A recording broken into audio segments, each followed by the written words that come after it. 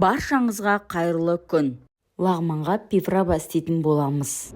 Парақшама тіркеліп, лайк басуды ұмытпаңыз. Қазақша каналымда мұна өз үлесіңізді қосыңыз. Керек заттарымызды жуып дайнаймыз. Болгарскийімізді, тәтті бұрышымыз, қызыл мен көгін қостым.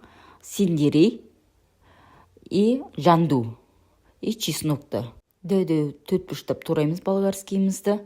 Чесногымызды сәлім ірілеу қылып турайтын боламыз.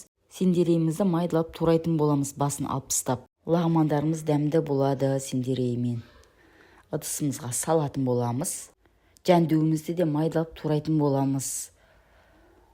Өте дәмді болады. Лағманның дәмін келтіретін осы жанду. Тәтті бұрыш, бұл да өте дәмді болады. Ішіндегілерін алып тастап, болгарскийімізге ұқсап төрт-бұрыштап турайтын боламыз. Ыдыстарымызға салатын боламыз. Кондитерский магазиндерден осындай пакетті сатып алып, ішіне салатын боламыз, әптен араластырып. Осылай магазинге салып, қыстың күні лағман істейтін кезде алып қолдана берсеңіздер болады. Парақшамда өте көп видеоларым бар. Видео дегенді бассаңыздар, осының толық нұсқасын көре аласыздар. Рахмет.